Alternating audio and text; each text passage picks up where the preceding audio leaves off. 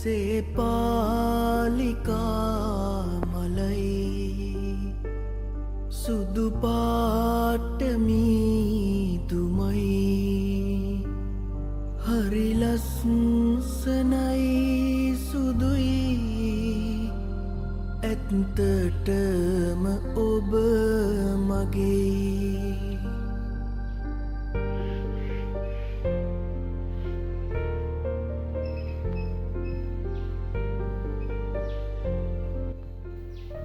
සුබ උදෑසනක් මගේ යාළුවන්ට. ඉතින් ඔයාලට කොහොමද? පරිස්සමින් සතුටින් ඉන්නව නේද? අද මං අරගෙන ආවේ ටිකක් වෙනස් විදිහේ වීඩියෝ එකක්.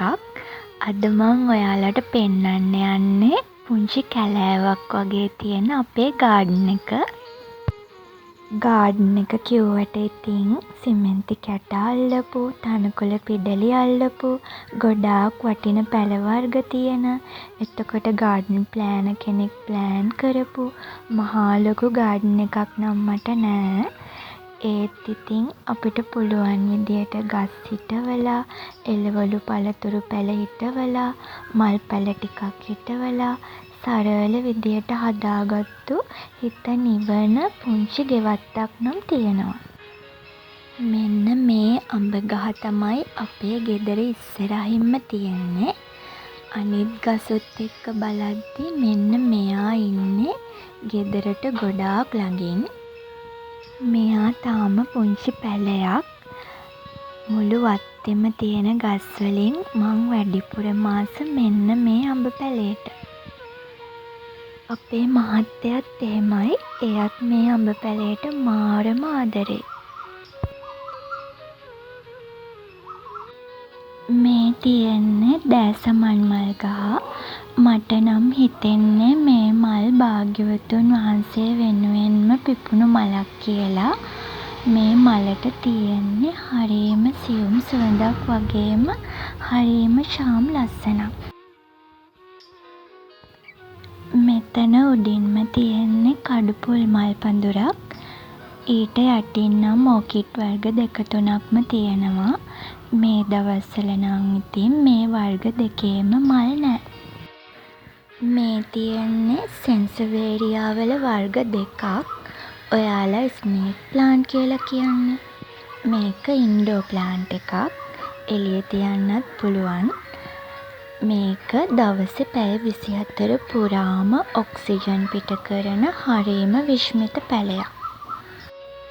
මේ නම් ඉතින් කුරුළු කැදලි පඳුරක්නේ. එතකොට මේ තියෙන්නේ ඇග්ලෝනේමා වල රෝස පාට ප්‍රභේදයක්. මේ කොළ ගහේ නම නම් මම දන්නේ නෑ. හැබැයි මම මේකට මාරම ආසයි. මෙන්න මෙයා තමයි පාරේ ඉඳන් අපේ ගෙදරට හැරෙද්දිම තියෙන පළවෙනි ගහ. මෙයා පොල් වෙරළු ගහක්. ගෙඩි හැදෙන කාලෙට නම් මෙයා කිසිම ලෝභකමක් නැතුව අපිට පළදාව දෙනවා. මේ තියෙන්නේ කොළ පාට බටපඳුරක්. මෙයා නම් එයාගේ පාඩුවේ හොඳට සරුසාරයට හැදෙනවා. පේනවනේ මොනතරම් ඉඩක් අල්ලගෙනද ඉන්නේ කියලා. මෙන්න මේ බටපඳුර යටට වෙලා නිදහසේ ඉඳගෙන ඉන්න එක නම් මං කරන්න ආසම වැඩක්. මේ ඉන්නේ අඩුවක් නැතුව හැමදාම මට මල් දෙන කිනිහිරිය පඳුර. මේ තියෙන්නේ කුළුබඩු ලොවේ ඉහළින්ම බැබලෙන කුරුඳු ගහක්. එතකොට මේ තියෙන්නේ රඹුටන් ගහක්. මේ තියෙන්නේ නාරං ගහක්. මෙයත් මේ දවස්වල අපිට පළදාව දෙන ගමන් තමයි ඉන්නේ. මේ තියෙන්නේ නමිනං ගහක්. මේ තියෙන්නේ කැන්ඩියන් ඩාන්ස් කියන ඕකිඩ් වර්ගය. මෙයාගේ උඩරට නැට්ටුවෙක්ගේ හැඩය තියෙන කහපාට චූටි ලස්සන මලක් තමයි පිපෙන්නේ. මේ තියෙන්නේ මීවන වර්ග 2ක්. මේ නම් සුදු පාට ඇන්තෝරියම් වර්ගයක්. මෙන්න මේ නමක් ගමක් දන්නේ නැති වැලටත් මං නම් හරිම ආසයි. මේ තියෙන්නේ උගුරැස්ස ගහක්. මේ දවස්වල මෙයාගෙත් පුංචි පුංචි ගෙඩි හැදිලයි තියෙන්නේ. රසම රස කර්තකොළඹ අඹ ගහක් තමයි මේ. එතකොට මේ තියෙන්නේ මැල්ල ගහක්. මේ ඉන්නේ කෑම රසවත් කරන හොඳම යාළුවා කරපිංච ගහක්. මෙන්න මේ සැපතිල්ල ගහට ගිහින් තියෙන්නේ කොළ කැඳ හදන්න එහෙම ගන්න හාතවාරිය වැලක්. මේ තියෙන්නේ කොස් ගහක්. එතකොට මේ තියෙන්නේ දෙල් ගහක්. මේ තියෙන්නේ එක එක වර්ගයේ කෙසෙල් පඳුරු ටිකක්. එතකොට මේ තියෙන්නේ පිළිං ගහක්. මේ නම් අපේ අම්මා හිටවපු කරවිල වැලක්. ඊට එහා පැත්තෙන් තියෙන්නේ කිරි අල පඳුරක්. එතකොට ඔය චූටි දම්පාට ගෙඩි තියෙන්නේ ඒ ඇඹිල්ල ගහක්. මේ තියෙන්නේ ගම්බිරිස් වැලක්. බලන්නකෝ හරිම ෂෝක් නේද? මං ඔයාලට කිව්වේ අපේ වත්ත පුංචි කැලයක් වගේ කියලා. මේ තියෙන්නේ අපේ වත්තේ තියෙන පුංචි සිංහරාජේ. මේ හරිය නම් එක එක විදිහේ ගස් ගොඩකින් පිරීලා තියෙන්නේ. මේ හරියට එන්න මං මාරම ආසයි. මේ ගස් සැල් අතරින් ඇවිදිද්දි ඇඟට මාරම සීතලක් දැනෙන්නේ. චුට්ටක්වත් රස්නේ නෑ. චූටි චූටි කුරුල්ලන්ගේ සද්දේ, හුළඟට ගස් වැනෙන විදිහේ, මේ හිත නිවන කොළ පාටේ වෙනමම නිදහස් බවක් මට නම් දැනෙන්නේ. මං නම් ආස මේ වගේ ගස් කොළන් වලින් පිරිච්ච ස්වභාවික වටපිටාවක නිදහසේ ජීවත් වෙන්න.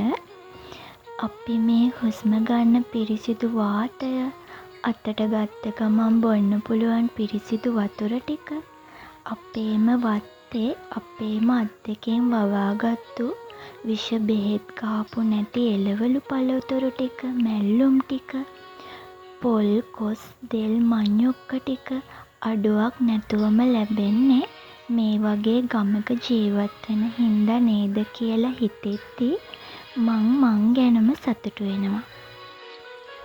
අපි ටවුන් එකක ජීවත් වුණා නම් මේ හැමදේම අපිට සල්ලි වලටනේ ගන්න වෙන්නේ. සල්ලි තිබුණත් හොඳම දේවල් හොයාගන්න එක ලේසි නෑනේ. මේ වටපිටාවේ දැනෙන නිදහස සල්ලි මොනතරම් තිබුණත් ගන්න බෑනේ ඉතින්. මේ ගස්වැල් වල වටිනාකම ගොඩාක් අයට දැනෙන්නේ නෑ. සමහර අය නම් ඉන්නවා තාමත් පුදුම විදිහට පරිසරයට ආදරය කරන මේ ගස්වැල් එක්කම ජීවත් වෙන අය. මං කැමතියි මාව බලන ඔයාලට පුංචි යෝජනාවක් කරන්න. ඔයාලත් ඔයාලට තියෙන පුංචි ඉඩේ හරි පුළුවන් විදියට පැලයක් දෙකක් හිටවල බලන්නකෝ.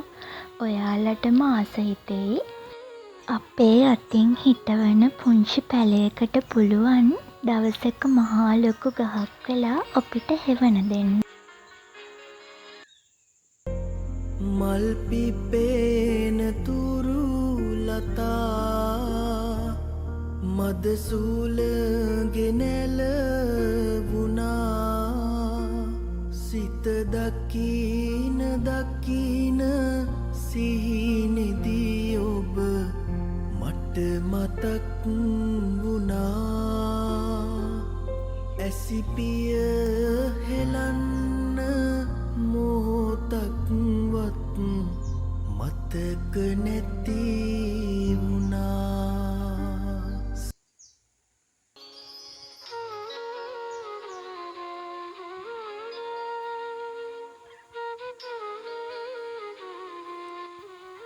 එහෙනම් අදට මම ගිහින් එන්නම්. ආයෙත් අලුත් වීඩියෝ එකකින් හම්බෙමු. වීඩියෝ එක හොඳයි නම් සබ්ස්ක්‍රයිබ් කරන්න. ඔයාලා හැමෝටම තෙරුවන් සරණයි.